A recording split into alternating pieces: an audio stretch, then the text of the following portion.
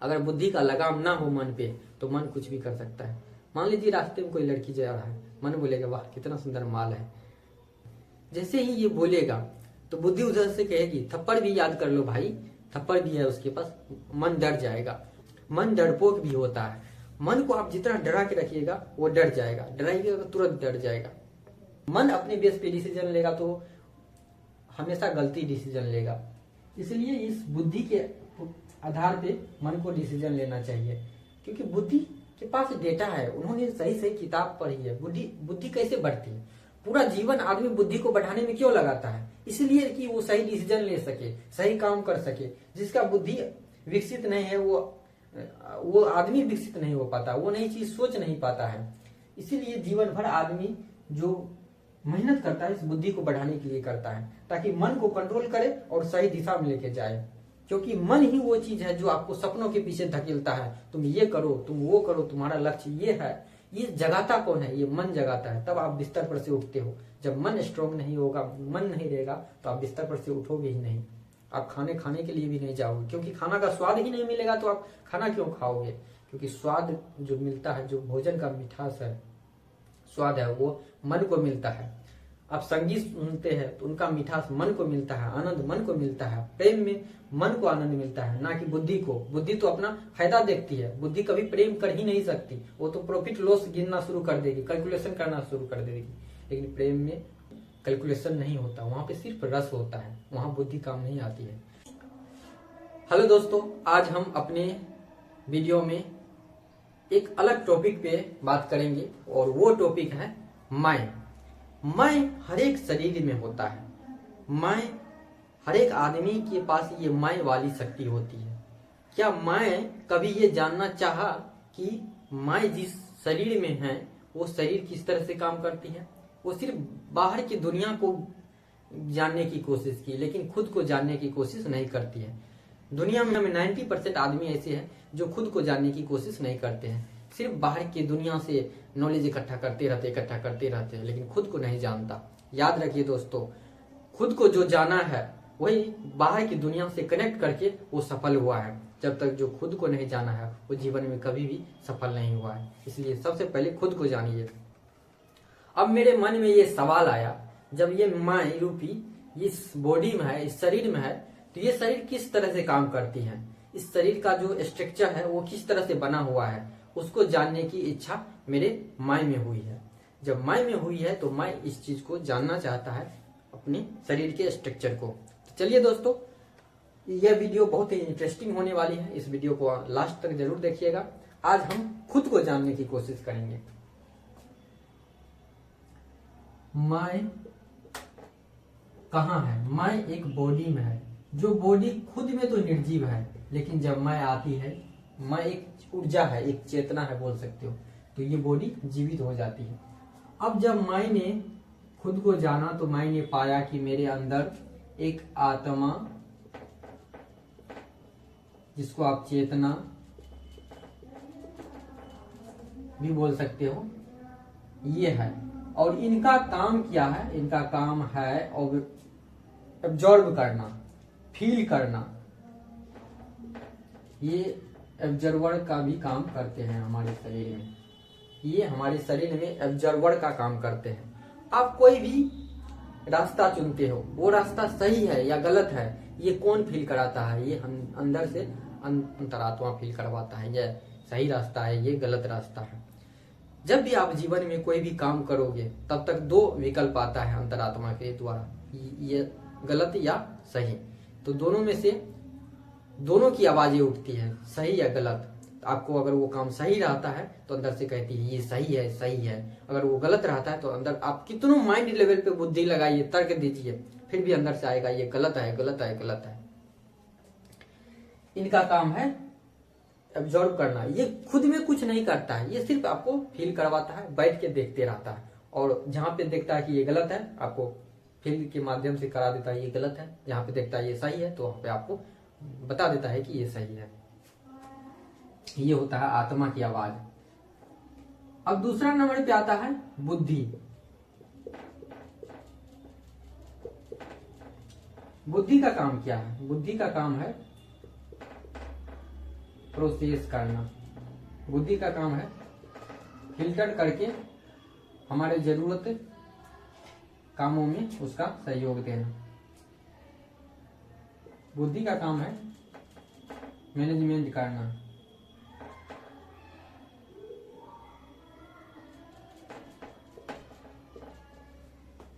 इन सारी चीजों को अभी हम समझते हैं। प्रोसेस का मतलब है कि आपका कोई टारगेट है, कोई गोल है, कोई लक्ष्य है।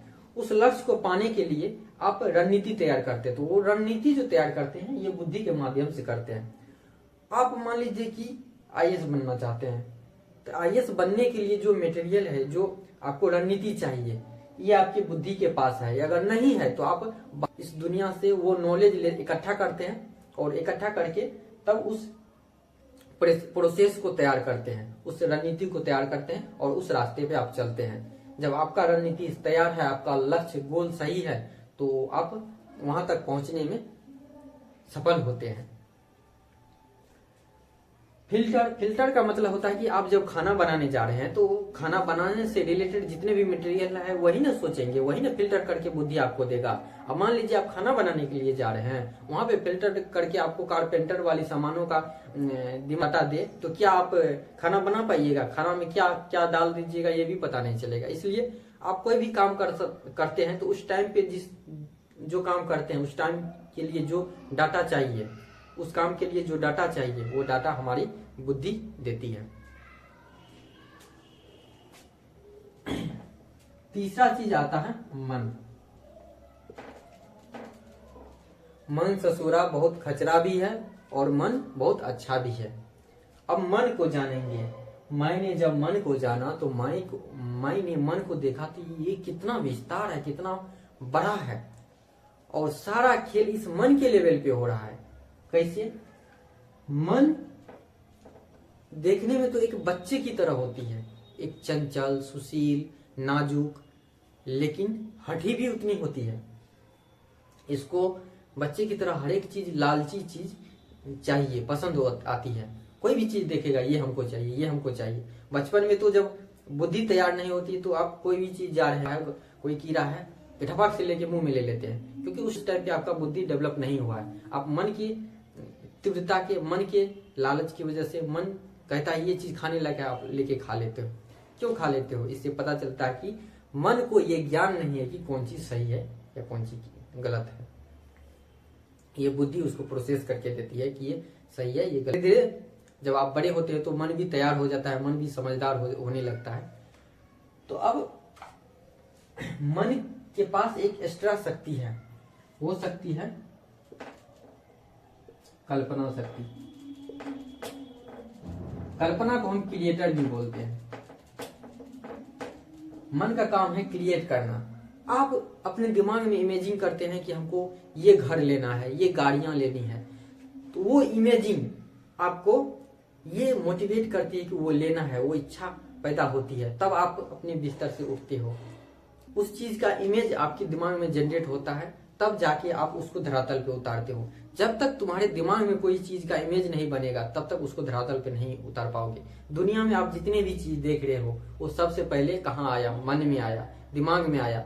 मन ने उसको क्रिएट किया, क्रिएट करके तब धरातल पे उतारा।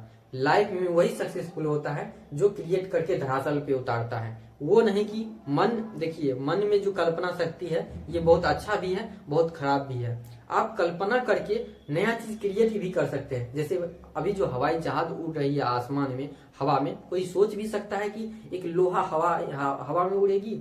उस टाइम पे तो जो ये चीज बना रहे थे बुद्धि के लेवल पे उसको पागल बोल रहे थे, लेकिन वो मन की इच्छा शक्ति के माध्यम से, कल्पना के माध्यम से उस शक्ति का प्रयोग करके आज आसमान में उस लोहे को उड़ा रही है। क्यों? ये कैसे हुआ? ये इच्छा शक्ति के वजह से हुआ, ये कल्पना की शक्ति की वजह से हुआ।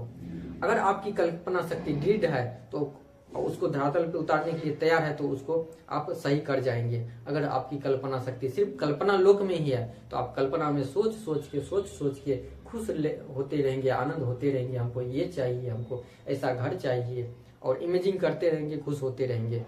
उसको धरातल पे नहीं उतारेंगे तब तक वो आपके पास नहीं होगा, आप जीवन में कभी सफल नहीं होंगे। इसलिए इमेजिन कीजिए, कल्पना कीजिए, लेकिन उसका प्रोसेसिंग धरातल पे उतरेगा तभी आप सफल होंगे, तभी वो चीज आपके पास आएगा। इमेजिन करने से कुछ नहीं होता है। मैंने जब मन को जाना तो देखा कि मन में तो बहुत चीज नेगेटिव भी है।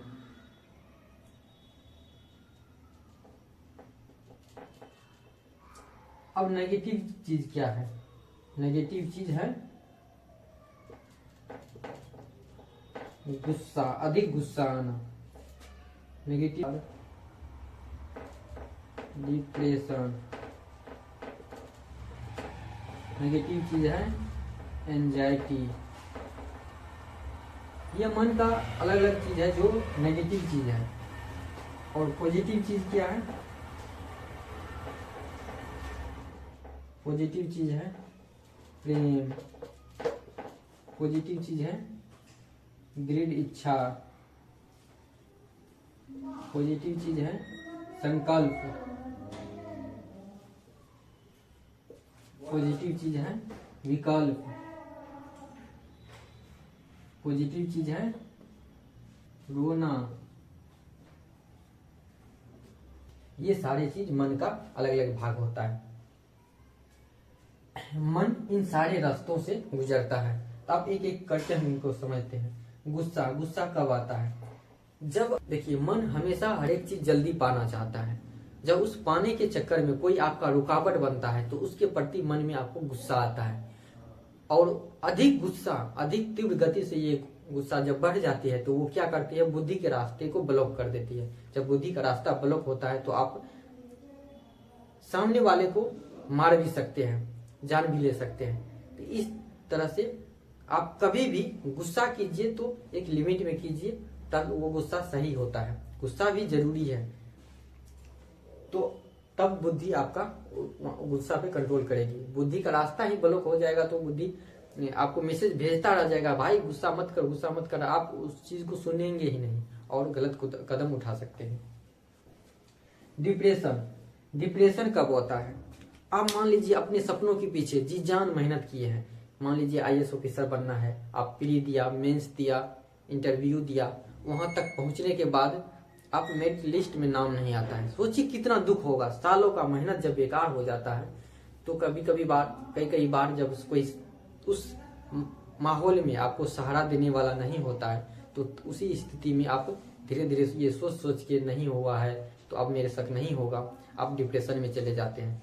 तो उस टाइम पे एक मोटिवेट होना बहुत जरूरी है। आपको कोई मोटिवेट करेगा तो आप फिर से ताजा हो जाएंगे और फिर से रीस्टार्ट करेंगे वो काम को करने के लिए। एंजाइटी, जब आप किसी भी चीज को बार बार थिंकिंग करते हैं, सोचते हैं, तो इस थिंकिंग प्रोसेस को एंजाइटी बोलते हैं। आपका दिमाग एक ही चीज को बार बार रिपीट कर रहे हैं, होगा कि नहीं होगा, इस तरह के गलत विचारों को आप रिपीट करते हैं तो उसको एंजाइटी बोलते हैं। तो इन सारी चीजों से बाहर निकलने के लिए हमको अच्छे बुक्स, अच्छे किताब पढ़नी चाहिए, अच्छे माहौल में रहना चाहिए और अच्छे लोगों से मिलना चाहिए ताकि वो मोटिवेशन हमको इन सारी चीजों से बाहर निकाल सके।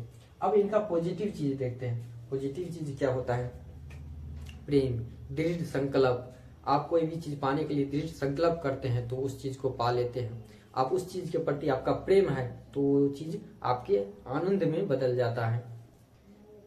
विकल्प, अगर आपका मार्ग गलत है तो वहां पे विकल्प चुनना बहुत सही डिसीजन होगा। अगर एक चीज सोच के देखिए, भीष्म पितामह ने प्रतिज्ञा ली थी अपने देश की रक्षा करने के लिए, अपने देश को बचाने के लिए, लेकिन उनकी प्रतिज्ञा एक राजा के प्रति थी। ये विचारधारा उनका गलत था।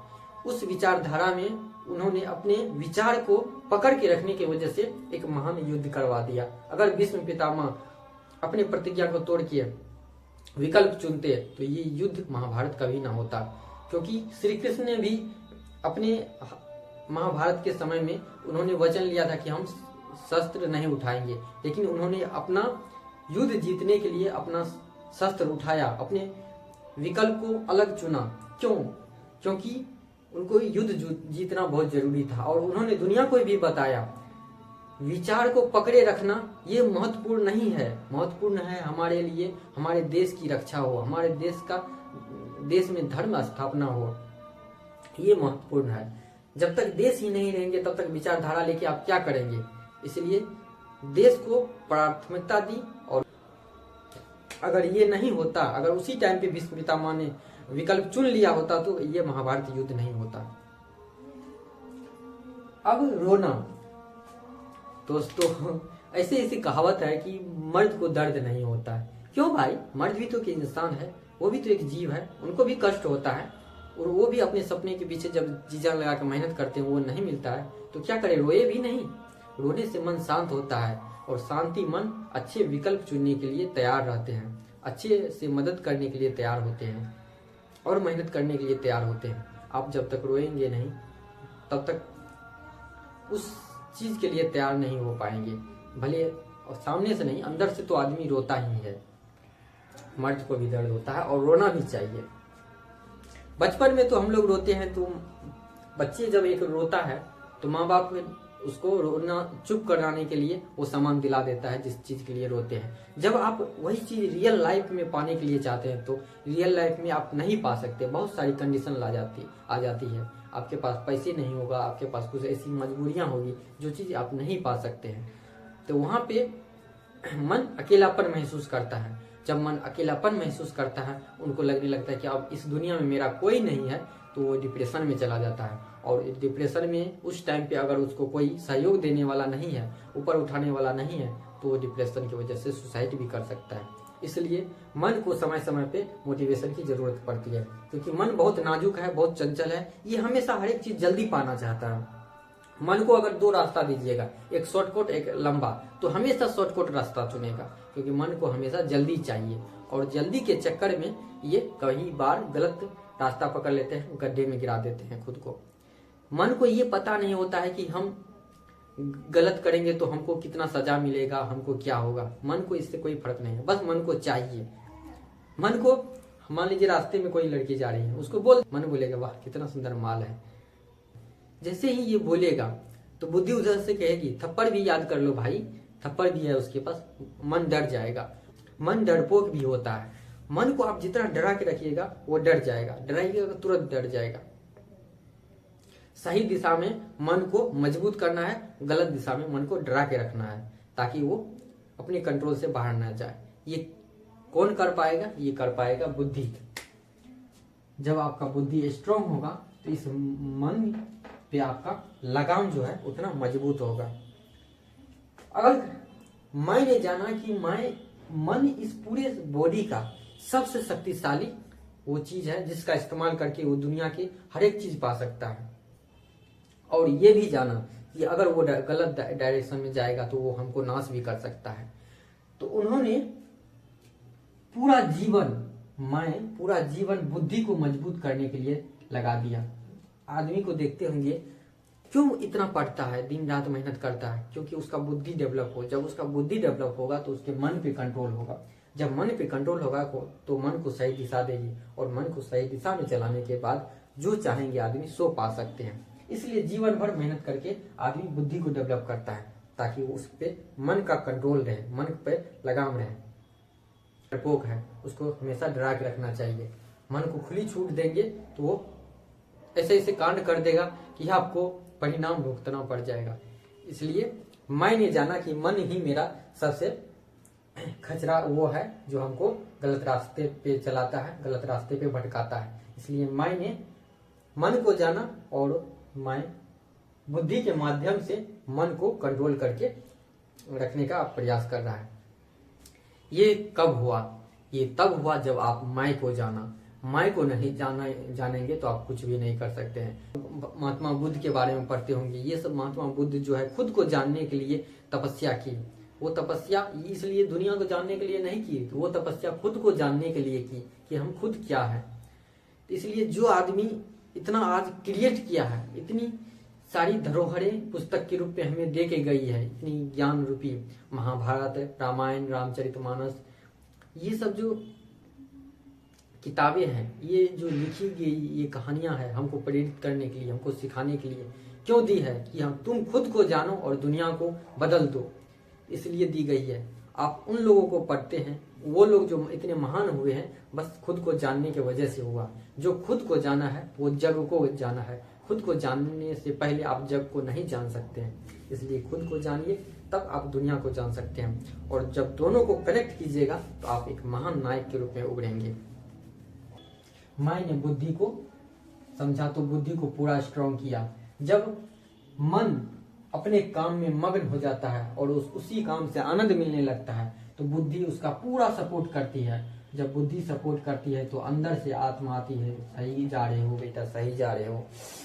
अंदर से ये जब तीनों चीज एक सीधी रेखा में हो जाती है तो वही बोलते हैं एक नई आइडिया कौंध जाना, एक ऐसे विचार का कौंधना तुम आपके दिमाग में जो आप कभी कल्पना भी नहीं किए होंगे, कभी सोचे भी नहीं होंगे। आपको वो चीज मिल जाती है जो आप कभी सोचे ही नहीं होंगे। तो लाइफ में जब ये तीनों एक चीज एक समान सीधी रेखा में चली जाती है तो आपके जीवन में नाम, इज्जत, शोहरत, रुपया, पैसा सब कुछ आ जाती है। बस आप मैं को जान के ये सारे चीज को, बस आप मैं को जानिए, मैं की इस बॉडी के स्ट्रक्चर को जानिए, तब अपना काम कीजिए। देखिए काम में कितना मजा आता है। और जो भी काम करेंगे दिल से करेंगे। जब तक आप अपने काम में इमोशन नहीं लाएंगे तब तक वो काम सफल नहीं होगा। इमोशन ही हमारे आत्म चेतना से कनेक्ट रहती है। इमोशन नहीं है तो आप बुद्धि लेवल पे भी घुरिया के रह जाएंगे।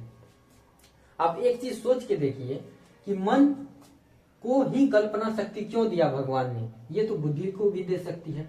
अगर बुद्धि को देती कल्पना शक्ति तो बुद्धि एक सीमित होती है। बुद्धि के पास आप डेटा देते हैं तभी वो स्टोर करके रखती है, उसके पास कोई अलग से डेटा नहीं है। तो वो कल्पना शक्ति को भी सीमित दायरे में रखती है, उसको भागने नहीं देती, खुली छूट नहीं देती। तो अगर खुली छूट नहीं देती तो आप उतना अपने आप को विकास नहीं कर सकते। इतना दुनिया में जो देख रहे हैं विकास हुआ है, ये नहीं होता, वो सीमित दायरे में रहती। इसलिए भगवान ने कल्पना शक्ति को मन को दी है। मन असीमित है, अनंत है, इतनी पतला है कि ये कहीं भी समा सकता है, कहीं भी जा सकता है। क्षणिक पल में आप पूरा ब्रह्मांड की यात्रा करके आ सकते हैं। इतना ये शक्तिशाली और इतना तेज ये मन है। इसीलिए कल्पना शक्ति इस मन को दी है ताकि इसको खुली छूट दे दे। इसलिए जब खुली छूट देंगे कल्पना शक्ति को तो ये नई नई चीजों को क्रिएट करके आपको देगा। इसलिए बुद्धि को ना देके मन को दी है कल्पना शक्ति। भगवान बनाने के वाले बहुत ही महान होंगे, बहुत ही, इसलिए वो इस तरह से डिजाइन बनाया है। और इस मन को भी जब इतना ताकतवर है तो इसको भी लगाम तो चाहिए ना। अगर ताकतवर है लगाम नहीं है तो फिर तो ये गलत कदम उठा सकता है। और राजा जिस तरह हमारे देश के सरकार ताकतवर है, अगर जनता की लगाम ना हो, उस पे जनता की वोट की जो लगाम है वो ना हो तो वो कभी भी गलत काम कर सकता है, कभी अत्याचार कर सकता है, तानाशाही हो सकता है सरकार। अगर डेमोक्रेसी में, लोकतंत्र में सरकार काम करती है तो उसको जनता का डर रहता है, उस जनता ही उस पर कंट्रोल करती है। तो ये जब मन अपने काम में रम जाता है तो जो चाहता है सो पा लेता है। तो ये जब सारे चीजों को मैं जाना तो मैं जाना कि मेरे अंदर तो बहुत सारी शक्तियां हैं, बस मैं उसे इस्तेमाल नहीं कर रहा था। अब मैंने जाना कि मैं मन को जान गया, इसका इस्तेमाल कैसे करना है। अब मैं सही डायरेक्शन में इसका इस्तेमाल करूंगा। अब वो सही डायरेक्शन में इस्तेमाल करके कोई भीमराव अंबेडकर बन जाता है, कोई डॉक्टर एपीजे अब्दुल कलाम बन जाता है, कोई स्वामी विवेकानंद बन जाता है, कोई अटल बिहारी वाजपेयी बन जाता है। अब अगर प्राचीन काल में जाएंगे तो हमारे महान गुरु वेद व्यास है, हमारे महान गुरु रामायण के रचयिता वाल्मीकि जी है, तुलसीदास जी है, आधुनिक मध्यकालीन में संत कबीर है, गुरु नानक है। ये सब जो विचारवादी हुए, दार्शनिक हुए, इतने बड़े बड़े ग्रंथ लिखे हैं, ये सब कल्पना शक्ति के वजह से ही लिखे हैं। कल्पना शक्ति की वजह से ही उस चीज को क्रिएट कर पाए हैं, क्योंकि उन्होंने मैं को जाना। जब मैं को जाना तो उन्होंने मन का सही इस्तेमाल किया। मन इतना शक्तिशाली है कि वो चाहेगा तो सीने पे भी गोली खा सकती है। मन इतना शक्तिशाली है कि वो चाहेगा तो पत्थर को भी तोड़ के उसका आकार देके मूर्ति बना सकती है। इसलिए मन को वश में रख के और बुद्धि का लगाम रख के सही दिशा में दीजिए और आपका जीवन बेहतर होगा। आप अपने लक्ष्य को प्राप्त कर सकते हैं। हर एक के अंदर, हर एक आदमी बजरंग बली है और उसके अंदर सोई हुई शक्ति को ये मैं रूपी जामवंत जगा रही है, कह रही है, कवन सो काज कठिन जग माही, जो नहीं होई तात तुम्हें पाही, राम काज लगी तब अवतारा, असुनत ही भयऊ पर्वता आकारा। जैसे ही बजरंग बली इस अपनी शक्ति को जानते हैं और जैसे ही जामवंत ने बजरंग बली की उस शक्ति को याद दिलाते हैं और जगाते हैं, तैसे ही बजरंग बली ने उस शक्ति को जाना और विशाल रूप, पर्वताकार रूप धारण किया और उस काम को कर पाया जो काम कोई नहीं कर पाया था। 100 योजन कोस के समुद्र को लांग के लंका में जाके विनाश हाहाकार मचा के आ जाना, ये वही कर सकता है जिसके अंदर वो शक्ति जागृत हो गई है, जो अपने मन की शक्ति को जान गए हैं। तो दोस्तों, आप भी अपनी सोई हुई बजरंग बली को जगाइए और जगा के वो काम कीजिए जो आप अभी तक अधूरा रूप से किए हैं, या वो काम कीजिए जिस काम को आप पूरा करने की सालों से मेहनत कर रहे हैं पर नहीं हो पा रहा है। अब वो शक्ति को लगाइए और उस काम को करिए। देखिए 2026 में आपका जीवन कैसे बदलता है। दोस्तों, आई होप कि ये चीज़ आपको समझ में आ गई होगी।